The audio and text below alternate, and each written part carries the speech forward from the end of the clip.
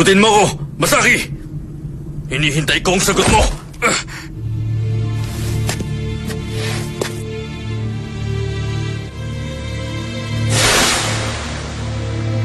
Talaga bang kailangan mong umalis? Oo. Yun ang pinakamabuting gawin. Ang maghiwalay na kami ng landas ni Ginji. Pero ikaw ang nagpalaki sa kanya, hindi ba? Oo. Nasubaybayan ko ang bawat yugto ng buhay niya. Higit kanino man ako ang nakakaintindi ng kapangyarihan niya. Alam kong kapag ginamit niya yun, kaya niyang pamunuan ng Mobile City. At makakalikha siya ng isang tahimik at mapayapang mundo. Hindi yun maalis sa isip ko. Teshibine. Hindi ko alam kung naaakit lang ako sa kapangyarihan niya o gusto ko yung gamitin. Pero dahil doon, parang sinira ko na rin ang pagtitiwala niya. At hindi ko mapapatawad sa sarili ko. Mukhang desidido ka na. Anong balak mo? Binabala kong imbestigahan ang Mugol City mula sa labas. Baka sakaling makatulong kay Ginji ang malalaman ko. At gumaan ang konsensya ko dahil sa pagkakaroon ko ng masamang hangarin. Masaki, ikaw na ang bahala kay Ginji.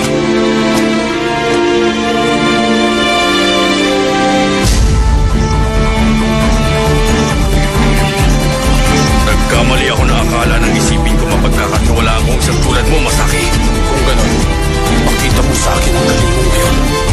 Yan na ba ang kasagutan mo? Kung gano'n pagsisisihan mo to, Hindi mo ako kayang talunin. gagawin ko makakaya ko. Katapasan mo na ngayon!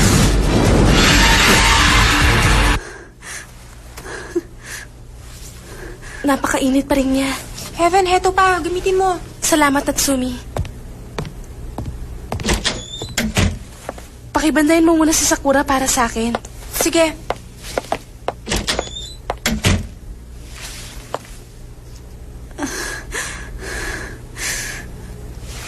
Mukhang kailangan ko pang maghanda ng maraming bimpo.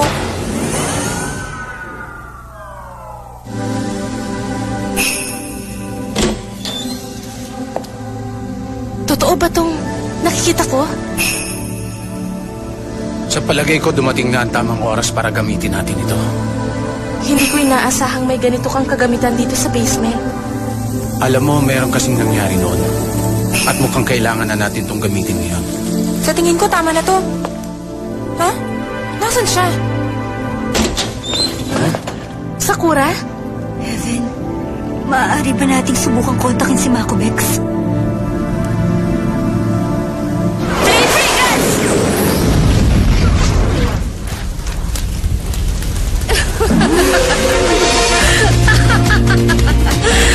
Nakakatawa ka, hindi ka nag-iisip. Ako pa ang ginamitan mo ng flame attack. Apoy din ang ginagamit ko. Galit ako sa lahat ng babaeng nakapaligid kay Thunder Emperor. Dahil walang ibang magmamay-alis sa kanya, kundi... Sandali lang. Nagkakamali ka ng akala. Wala naman akong anumang mahimik ka. Ako lamang ang nag-iisang babae para kay Thunder Emperor. Yun ang nakatadhana. Pasensya ka na kung kailangan ko lagyan ng flame mark ang katawan mo.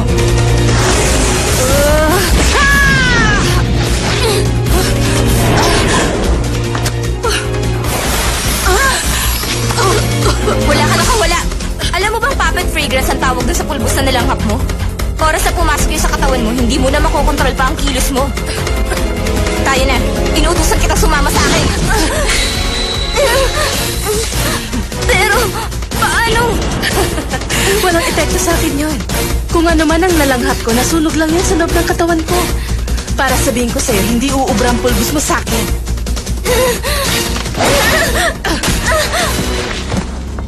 Alam mo, sinasayang mo lang ang oras ko. Wala kang laban sa akin.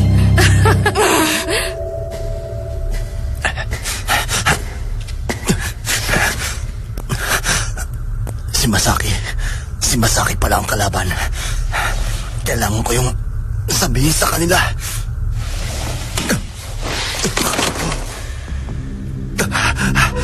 Hindi ako dapat magtagal sa lugar na to.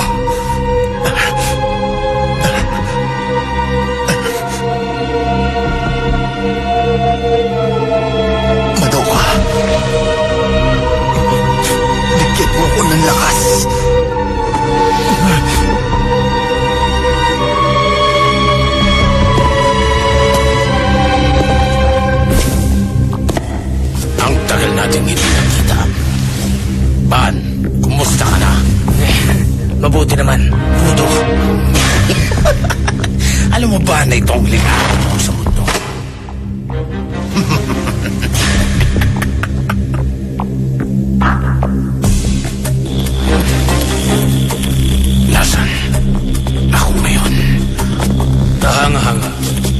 akong nagkamali. Kagami. Ano?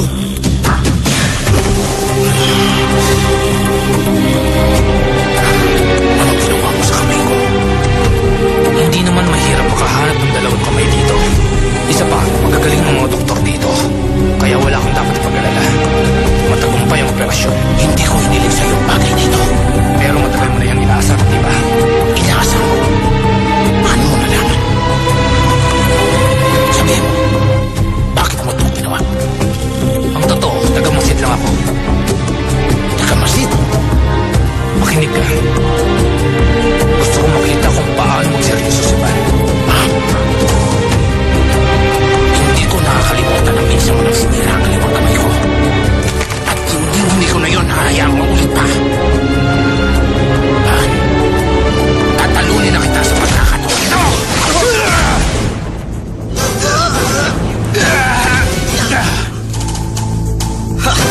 Napakataas pala talaga ng pangarap mo na talunin ako. Tignan natin!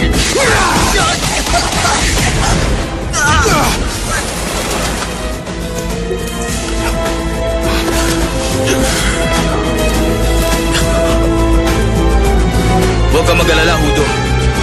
Sa pagkakataon to, habang buhay ka na matutulog at hindi ka na magigising pa. Segundo!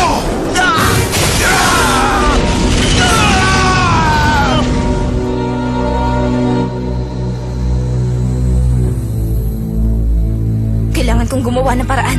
Kailangan madala ko siya. Siya lang ang makakatanggal ng flame mark kay Sakura. Wala nang ibang solusyon.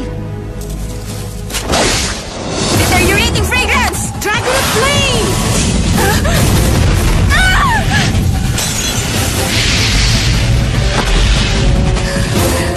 Sinabi ko naman sa'yo na hindi na uubra sa akin ang mga poison fragrances mo.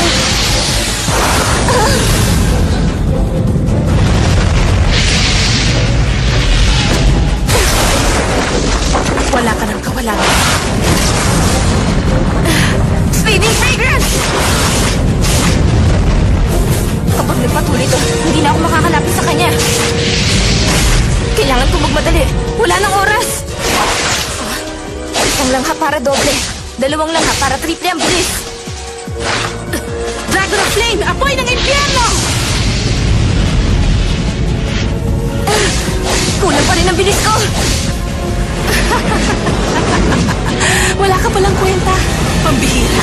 Hanggang saan lang ba talaga kaya mong gawin? Kung makakalapit na sana ako sa kanya. Kailangan ko nag-isa pang langhap ng speeding fragrance. Kapag lumanghap ka pa ng isa pa, mamamatay ka na. Kailangan kong gawin to. Mukhang wala ka na yatang maisip na atake ah. Dragon of Flame! Gusto kong lagyan mo ng flame mark sa katawan ng babaeng yan ngayon din. Kuya, protektahan mo ko.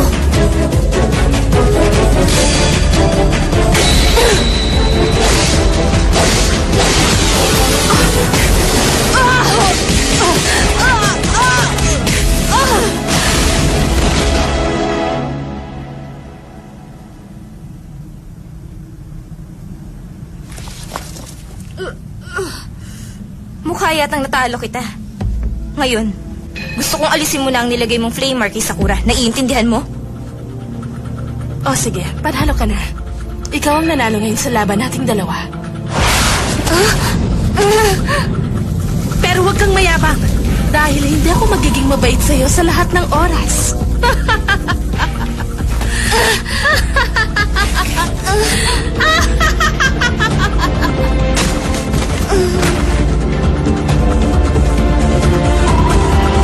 Deteriorating fragrance.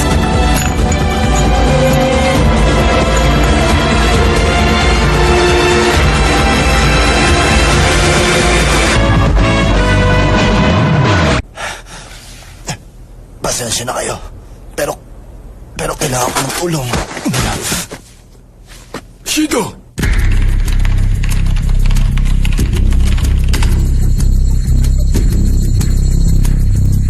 Pakiusap, Sakura. Tulungan mo ako ibigay to kay Genji. Ayan na! Handa na ako. Ayan na! Nakita ko na. Malinaw kong nakita na naliligo ka sa sarili mo dugo! Lagot ka! Katapusan mo na ngayon! Humanda ka! Pero... Tapos ka na! Nakita ko na siya nakaandos sa lupa. Ito ba ang tunay na kapangyarihan mo? Ha? Ban? Baka naman, simula pa lang ito. Sandali lang! Sagutin mo ako, Ban! Bakit mo ako tinitingnan? Bakit?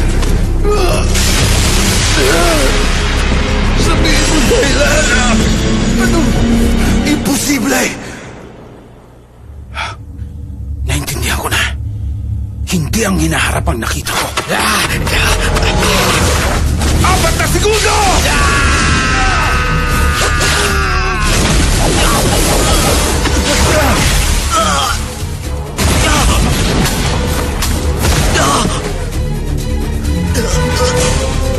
Pero talagang nakita ko yun. At gano'n din ngayon. Kaya ano?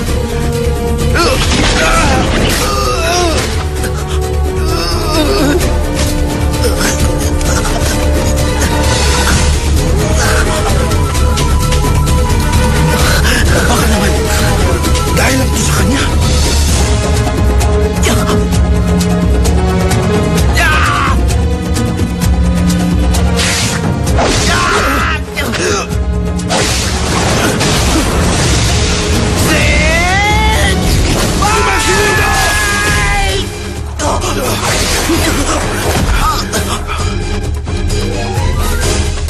Kapag seryoso na siya, hindi ko na makikita ang hinaharap. Talaga naman, napaka-interesante ng lalaking ito. Hanggat hindi pa rin natatapos ang sumpa ng kapalaran. Gusto kong malaman, mas malakas ba ako kay Ban? Gusto kong makita! Gusto kong makita! Hindi ka makakatakas sa panel ng makamandag na! Hindi na katapusan mo, Ban!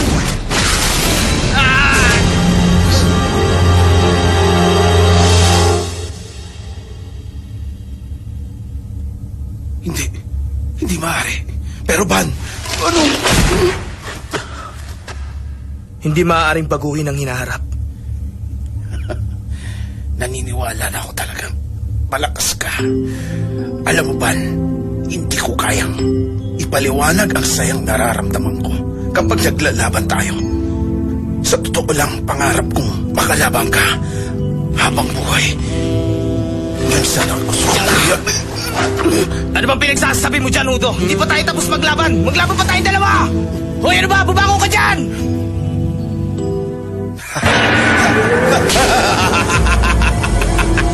O bakit? Ano ba ang problema mo dyan? Haban! Sasabihin ko, hanggang hindi ko nagagawa kung ang lahat ng mo sa buong katawan, hindi ako matatahimik. Gusto ko makita na hindi ka na humihinga. Yun ang pangarap ko sa buhay, Ban! Ano bang hinihintay mo? Gamitin mo na ang tunay mong kapangyarihan!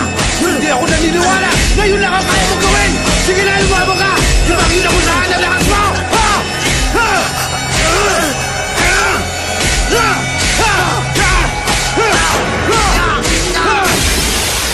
Tapos na 1 minuto.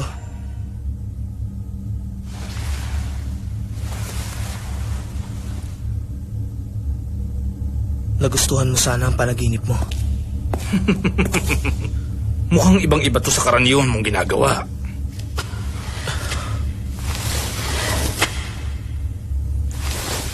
Pakana mo to. Anong pinagsasabi mo?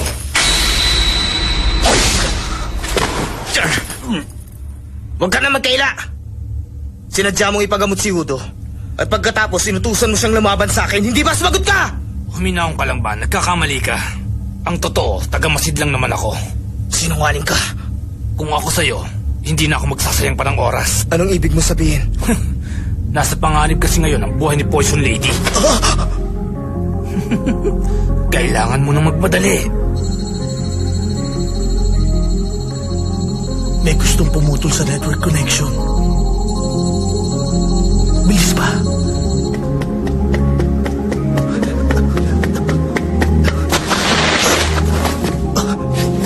Ito ang spy fragrance. Banda rito.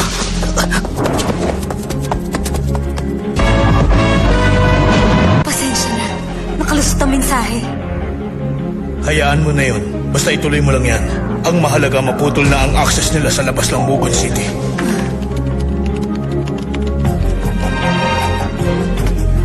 Ano? Gising ka na pala, Shido. Salamat po, Ginoong Jen. Maayos na. Ilang tadyang din ang nabali sa'yo, Shido. Kaya kailangan mo ng mahabang pahinga. Huwag kang masyadong magkikilos dahil baka masugatan ang baga mo. Mas delikado yun. Tulungan niyo po ako! Masama po ang lagay ni Himiko. Gamutin niyo po siya pakiusap. Halika, ihiga mo muna dito sa kama si Himiko. Huwag kang mag-alala. Magaling sa panggagamot na si Ginoong Jen. Talaga? Ikaw, ano naman ang nangyari sa'yo?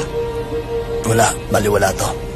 May nadiskubre ako na si Masaki ang mastermind ng kaguluhang ito. Ano ka mo? Kenji. Nakapagtataka.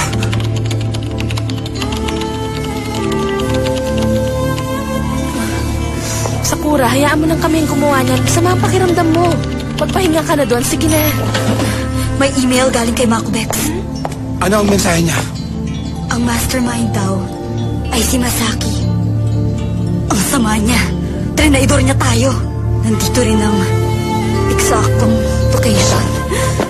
Naku! Sakura! Natsumi, ihanda mo ang mahihiga niya. Yes, boss.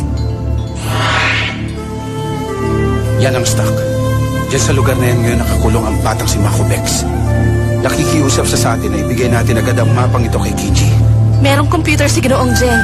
Sigurado akong pupunta si Genji sa klinika niya. Ang mabuti pa, doon na lang natin ipadala ang mapa.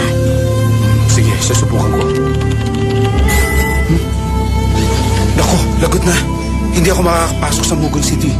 Mukhang may taong na nadyang i-disconnect ng network. Paano pa natin may paparating kay Genji ang tungkol sa impormasyon ni Makobex? Alam ko na! May naisip akong paraan. Kung imposibleng makapasok sa network, bakit hindi na lang natin ihatid ang personal? Ban! Himiko! Nasaan ba kayong dalawa? Huwag niyo naman akong pagtaguan! Lumabas na kayo! Ban! Ban! Salamat, Ban! Huwag niyo naman ako tinatakot! Teka,